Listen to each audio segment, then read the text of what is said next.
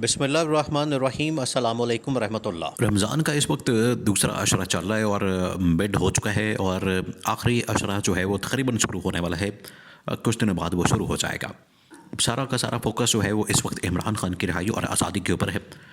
और पाकिस्तान की जो सूरत हाल है अब आपके सामने आ चुकी है, पूरी दुनिया के अंदर वो खुल चुकी है। पूरी दुनिया के अंदर जिस तरीके से पाकिस्तान में दहशतगर्दी के वाक़यात हुए हैं, पूरी दुनिया के अंदर वो रिपोर्ट हो रहे हैं, पूरी दुनिया में उसके ऊपर बात हो रही है, पूरी दुनिया के अंदर उसके मतलब गुफ्तगू की जा रही है और देखा जा रहा है। ये जो वाक़या पेश आया है, देखें इसके ऊपर ना सिर्फ अमेरिका ने, यूरोपियन ताकतों ने, अरब ममालिक ने, चीन ने, तमाम के तमाम ममालिक ने इस किस्म के वाक़यात की मज़म्मत की है। वो जो ममालिक हैं ये इसको बड़ा संजीदगी से लेते हैं। देखिए ये वाक़या अपने ताईं तो एक हो गया, लेकिन इसका जो इम्पैक्ट है वो आलमी ताकतें और तरीके से इस वाक़े को देखती हैं।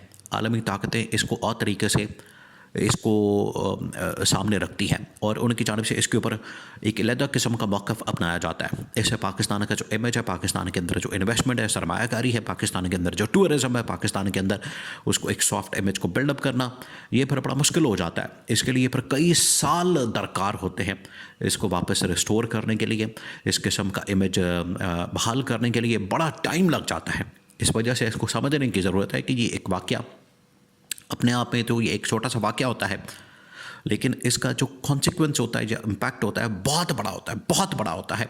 उसका तस्वुर भी नहीं किया जा सकता, उसको इमेजिन भी नहीं किया जा सकता। अब खैर ये पाकिस्तान के अंदर तो बात हो रही है एक APC के लिए, ऑल पार्टीज़ कॉन्फ्रेंस के लिए, और यहाँ पर एक कॉन्फ्रेंस करवाने के लिए जिसमें तमाम जमातों को इकट्ठा करके PTI शामिल करके PTI बशमूल PTI इमरान खान को भी बुलाया जाए।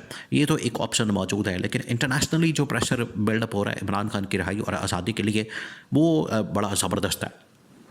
उसके अंदर 3-4 बड़ी डेवलपमेंट्स हुई हैं जिसमें इमरान खान की रिहाई की तरफ मामलात जा रहे हैं। और ईद से पहले PTI वालों की ईद से पहले रिहाई हो सकती है, ईद से पहले ईद हो सकती है और PTI के लिए एक जश्न का मकान और सामान पैदा हो सकता है और PTI वाले इसमें से फ़ायदा हासिल कर सकते हैं। 2-3 बड़ी डेवलपमेंट्स, एक तो ये कि पाकिस्तान के अंदर अब सिचुएशन ऐसी बन गई है, सिक्योरिटी सूरत हाल ऐसी हो गई है कि यहाँ पर अब पाकिस्तान को यूनिटी दिखाने की ज़रूरत है। इंटरनेशनली देखें, ये सऊदी अरब ने पाकिस्तान से डिमांड की थी कि यूनिटी बहुत ज़रूरी है पाकिस्तान के लिए, वरना नताइज बड़े ख़तरनाक हो सकते हैं। चीन ने बात की, इसके अलावा बाकी ममालिक ने बात की, अरब ममालिक ने बात की, उसके बाद तुर्की ने बात की, इवन की यूरोपियन ताकतों ने और अमेरिका।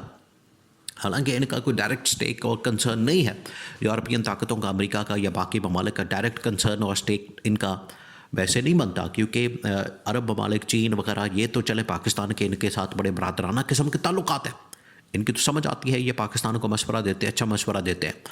लेकिन ये यूरोपियन ताकतें, अमेरिका वगैरह, ये तो अपने सिर्फ मफादात की खातिर, इंटरेस्ट की खातिर बात करते हैं और अपने इंटरेस्ट को सामने रखते हुए ये मामलात को चलाते हैं। तो इनका इस तरह से इंटरेस्ट पाकिस्तान के अंदर डेवलप नहीं होता। उन्होंने फिर भी पाकिस्तान को इस हवाले से मशवरा दिया कि आप अपने पाकिस्तान में यूनिटी पैदा करें, वो वक्त की ज़रूरत है। और आज बलूचिस्तान जैसे सानहों के बाद ये तो ज़रूरत बन चुकी है, ये तो नागुज़ीर हो चुका है कि पाकिस्तान को इकट्ठा होके एक प्लेटफॉर्म के ऊपर आने की ज़रूरत है, यूनिटी दिखाने की ज़रूरत है। अब अमेरिका, एक तो ये बहुत बड़ी डेवलपमेंट होगी पाकिस्तान के अंदर। अब इंटरनेशनल लेवल के ऊपर एक तरफ जो है वो सऊदी अरब के अंदर बहुत बड़ी मुलाकात हो रही है, एजेंडा बहुत बड़ा, इजलास बहुत बड़ा हो रहा है और वहाँ पर डिस्कशन हो रही है, वहाँ पर जो है वो सारे मामला तय किए जा रहे हैं, देखा जा रहा है कि कैसे इस मसले का हल किया जा सकता है, निकाला जा सकता है, जो कि यूक्रेन का मसला है। रूस के वहाँ पर नुमाइंदे मौजूद हैं, यूक्रेन का सदर वहाँ पर मौजूद है, अमेरिका के नुमाइंदे वहाँ पर मौजूद हैं, उन्होंने मोहम्मद बिन सलमान के साथ मुलाकात की। अब एक तरफ तो ये मामला है, दूसरी तरफ अमेरिका के अंदर इस वक्त ये देखा जा रहा है कि वहाँ पर सेनेट के अंदर भी और बाकी अहम तरीन सेनेटर्स वो डिमांड कर रहे हैं, मुतालबा कर रहे हैं कि जो उनके साथ कमिटमेंट की गई, जो उन्होंने वादा किया था, कमिटमेंट की थी किसके साथ, ओवरसीज़ पाकिस्तानियों के साथ, जो तकरीबन को 1 करोड़ के करीब इंटरनेशनल जो डायस्पोरा, ख़ास तौर पर जो अमेरिका के अंदर ओवरसीज़ पाकिस्तानी डायस्पोरा मौजूद है, उन्होंने वादा लिया था डोनाल्ड ट्रंप और एडमिनिस्ट्रेशन रिपब्लिकन पार्टी के से कि जैसे ही आपने इक़्तिदार में आना है उससे पहले आपको हम वोट देंगे, सपोर्ट करेंगे भरपूर तरीके से। और उन्होंने बहुत सारी रियासतों के अंदर जो ऐसी स्टेट्स हैं अमेरिका के अंदर 5 से 10 जहाँ पर स्विंग वोट बड़ा ज़्यादा होता है और वो डिपेंड करता है ओवरसीज़ पाकिस्तानियों के ऊपर, उन्होंने ये कमिटमेंट दी थी कि तमाम के तमाम स्टेट्स आपकी झोली में डाल देंगे, आपको कामयाब करवा देंगे, यहाँ से आपको जितवा देंगे, बेफिक्र हो जाए, परेशानी ना हो। तो वहाँ से अगर ये कामयाबी मिलती है तो कामयाबी मिल गई।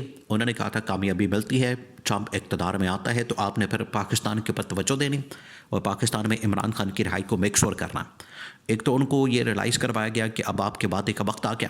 ट्रंप ने बिल्कुल उनको गारंटी दी कि बिल्कुल इसके ऊपर अमल दरामद होगा, बेफिक्र हो जाए। दूसरा, सेनेट के अंदर अब बाकायदा तौर पर इस पर करारदाद पास की जा रही है, कानून साजी की जा रही है, बिल बनाया जा रहा है और एक लॉ पास किया जा रहा है जो कि पाकिस्तान के ऊपर एक बाइंडिंग होगा। पाकिस्तान के ऊपर जो है वो बाउंड कर दिया जाएगा कि आपने इस करारदाद को पास कर दिया है और ट्रंप एडमिनिस्ट्रेशन और डोनाल्ड ट्रंप की जानिब से इसके ऊपर साइन हो जाएंगे। साइन होने के बाद इसके ऊपर सिग्नेचर होने के बाद इसको बाइंडिंग बना दिया जाएगा पाकिस्तान के लिए।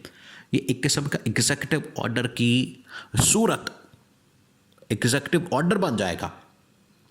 अब एग्जीक्यूटिव ऑर्डर ये होता है कि एक मरतबा ट्रंप ने उसके ऊपर साइन कर दिया, गोगी मार दी, उसने दस्तखत कर दिया, उसके बाद वो फाइनल हो जाता है। उसके ऊपर फिर आप टाल मटोल का काम नहीं कर सकते, उसके ऊपर फिर आप आगे पीछे नहीं हो सकते, आप उसके ऊपर आगे पीछे नहीं हो सकते, आपने फिर उसके ऊपर अमल दरामद करना है। ये फिर जितने ममालिक हैं उनके लिए भी ये एक किस्म का बाइंडिंग हो जाता है, ख़ास तौर पर पाकिस्तान जैसे मुल्कों के लिए जो कि IMF के प्रोग्राम के अंदर होते हैं, अमेरिका के प्रोग्राम के अंदर होते हैं और ये उस प्रोग्राम से बाहर नहीं निकल सकते, ये उनके लिए पॉसिबल नहीं होता। इस वजह से ये फिर बाइंडिंग हो जानी है और इसके ऊपर काम हो रहा है।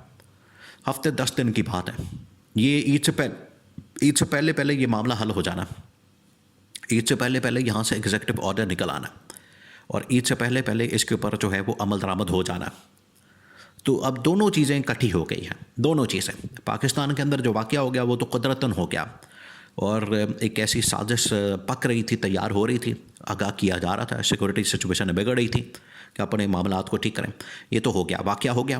वाक़े के बाद यूनिटी, और यूनिटी को अब तमाम के तमाम पॉलिटिकल पार्टियों को एक प्लेटफॉर्म पर लाना। सेकंड ये कि इंटरनेशनली जो डेवलपमेंट्स हुई हैं उसमें लीडरशिप की ज़रूरत, पाकिस्तान की रोल की ज़रूरत और यहाँ से एक ऐसे इमरान खान और ऐसे बड़े लीडर की ज़रूरत पड़ गई है जो कि इंटरनेशनल लेवल के ऊपर पाकिस्तान पीस और अमन का पैगाम और मुकदमा लड़ सके, मुसलमानों का भी मुकदमा लड़ सके और अमन व अमान का मुकदमा लड़ सके, जो कि आज ट्रंप बात कर रहा है। तो ट्रंप जो है वो तमाम उन ताकतों को, क़ुव्वतों को शिकस्त दे रहा है जो कि जंगें चाहती हैं और इमरान खान का मौक़िफ़ भी यही है कि हमें जंगों के ज़रिए नहीं बल्कि अमन व अमान के ज़रिए, डायलॉग के ज़रिए, बातचीत के ज़रिए चीज़ों का हल निकालने की ज़रूरत है और पाकिस्तान के साथ साथ दुनिया को अमन का गहवारा बनाना है।